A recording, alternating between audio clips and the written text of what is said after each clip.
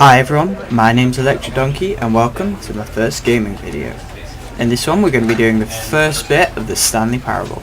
I've not played this at all, this is my first time playing it. I've only played the demo before and I really enjoyed it, so naturally I went and got the real one, the full version. So you can see we've got this like little screen here. I think you play as yourself playing a game, just playing a game. Gets confusing. Let's just go in. Okay, we've got some loading here. Yeah, loading happens, I guess.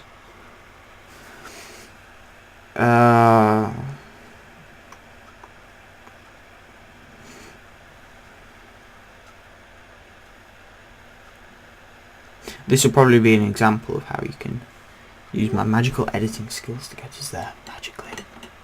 Magical cut. Okay, never mind.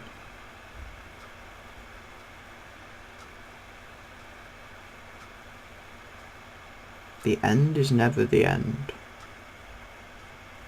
Oh wait, no. The never is never, the end is loading. Okay.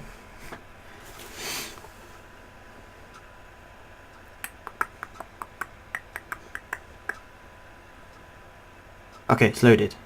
Click to This skip. is the story of a man named Stanley. I'm gonna shut up. Stanley worked for a company in a big building where he was employee number 427. Employee number 427's job was simple. He sat at his desk in room 427 and he pushed buttons on a keyboard. Orders came to him through a monitor on his desk, telling him what buttons to push, how long to push them, and in what order. This is what employee 427 did every day of every month of every year. And although others might have considered it soul-rending, Stanley relished every moment that the orders came in, as though he had been made exactly for this job. And Stanley was happy. Yay, happy Stanley. And then one day, something very peculiar happened. Something that would forever change Stanley. Oh no. Something he would never quite forget. Poor Stanley. He had been at his desk for nearly an hour when he realized that not one single order had arrived on the monitor for him to follow. No one had showed up to give him instructions, call a meeting, or even say hi. What a catastrophe. Never in all his years at the company had this happened, this complete isolation. Something was very clearly wrong. Shocked, frozen solid, Stanley found himself unable to move for the longest time. But as he came to his wits and regained his senses, he got up from his desk and stepped out of his office. Okay, we're out of the office. Down. The computer's off. Let's go through this door. Down. Feel like a ninja. Ninja stand. Wait, if I press buttons it makes us... Okay, right, I think we need to follow this. Wait, there's nothing. It's an empty room. Whoa, that's deep. Wait, can we open the... No, we can't open the door apparently. I mean, in every office, you can always never open the doors. Makes sense. Oh, okay. I think we missed something. I think something was meant to happen. Wait a minute. Okay. I've got crumbs under my mouse. 1 second. Stupid crumbs. Right, wait. Okay. What if I go back in the office? Back at my desk. I don't think you're meant to get stuck at this point. Hello? You? Wait, is it? G814F1. I don't have a clue what that is. Okay, moving onwards. Let's go around this corner. Is there anything here? Can we open this door? No, we still can't open doors apparently. I think we missed something. Wait a minute. Wait a minute. When Stanley came to a set of 2 open doors, he entered the door on his left. Are we going to obey him or what? We could go to the right? No, the left. Right, the left or the right?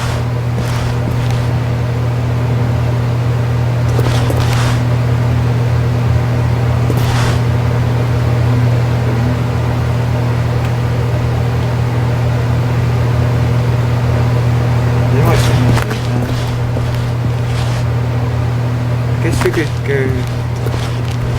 Just go left.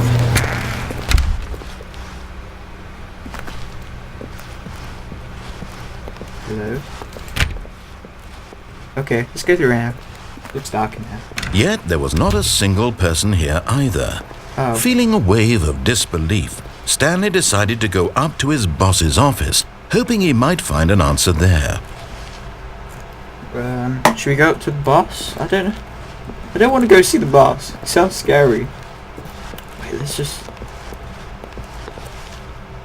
Okay. Let me just sort out my mouse. Got crumbs in it, so... Just... Okay, there we go. Everyone is unique. Wow. I'm off. I'm gonna go to the broom closet. Stanley stepped into the broom closet, but there was nothing here, so he turned around and got back on track. I don't want to. I'm not going to listen to you. You're going to read Okay, maybe I am. It's boring in the broom closet. Coming to a staircase, Stanley walked upstairs to his boss's office. Oh great, got us last time. Okay, okay, wait, there's a big glowing red thing. If I've learned anything about big glowing red things in video, it's to go run up and press a button. Nope, nothing. Fire hose, that's always good.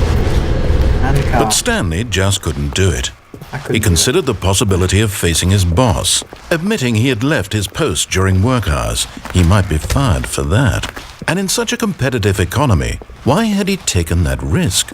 Yeah. All because he believed everyone had vanished? His boss would think he was crazy. And then something occurred to Stanley. Maybe, he thought to himself, maybe I am crazy.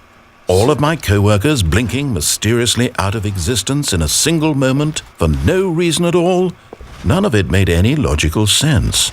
Well, and as Stanley pondered this, he began to make other strange observations. Yes, For example, why couldn't he see his feet when he looked down? Why did doors close automatically behind him wherever he went?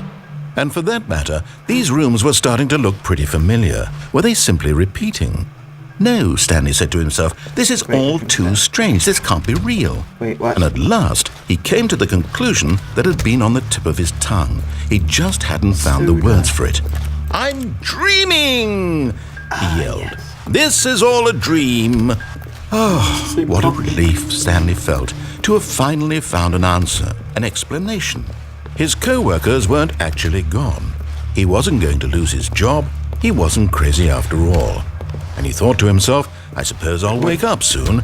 I'll have to go back to my boring real-life job pushing buttons. I may as well enjoy this while I'm still lucid. So, he imagined himself flying and began to gently float above the ground. What? I'm floating. Then he imagined himself soaring through space on a magical starfield, and it too appeared. It was so much fun, and Stanley marveled that he had still not woken up. How was he remaining so lucid? And then perhaps the strangest question of them all entered Stanley's head. One he was amazed he hadn't asked himself sooner. Why is there a voice in my head dictating everything that I'm doing and thinking? That is a very good question. Now the voice was describing itself being considered by Stanley, who found it particularly strange. I'm dreaming about a voice describing me, thinking about how it's describing my thoughts, he thought. No. And while he thought it all very odd and wondered if this voice spoke to all people in their dreams, the truth was that, of course, this was not a dream. How could it be? Was Stanley simply deceiving himself? Believing that if he's asleep, he doesn't have to take responsibility for himself? Stanley is as awake right now as he's ever been in his life. Now, hearing the voice speak these words was quite a shock to Stanley. After all, he knew for certain, beyond a doubt, that this was in fact a dream. Did the voice not see him float and make the magical stars just a moment ago? How else would the voice explain all that? This voice was a part of himself too. Surely, if he could just... This is getting deep. He would prove it. He would prove that he was in control, that this was a dream. So he closed his eyes gently, and he invited himself to wake up. He felt the cool weight of the blanket on his skin, the press of the mattress on his back, the fresh air of a world outside this one. Let me wake up, he thought to himself. I'm through with this dream. I wish it to be over. Let me go back to my job. Let me continue pushing the buttons. Please, it's all I want.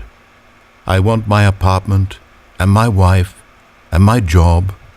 All I want is my life exactly the way it's always been. My life is normal. I am normal. Everything will be fine. I am okay. Well then. And we're back looking at the coffee. Stanley began screaming. Please, someone, wake me up. My name is Stanley. I have a boss. I have an office. I am real. Please, just someone tell me I am real. I must be real. I must be. Can anyone hear my voice? Who am I? Oh, it's getting purple. Red. And everything went black. Oh, okay. Something on my mouse is rubbing on the table.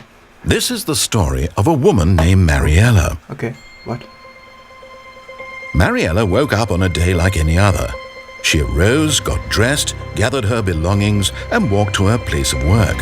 But on this particular day, her walk was interrupted by the body of a man who had stumbled through town talking and screaming to himself, and then collapsed dead on the sidewalk. And although she would soon turn to go call for an ambulance, for just a few brief moments she considered the strange man. He was obviously crazy, this much she knew. Everyone knows what crazy people look like. And in that moment, she thought to herself how lucky she was to be normal. I am sane.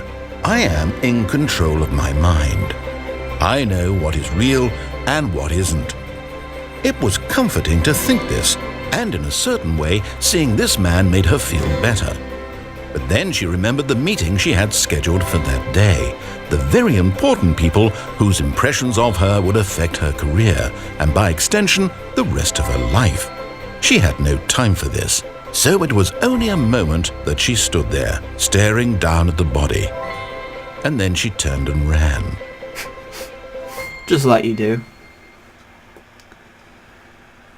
Well then.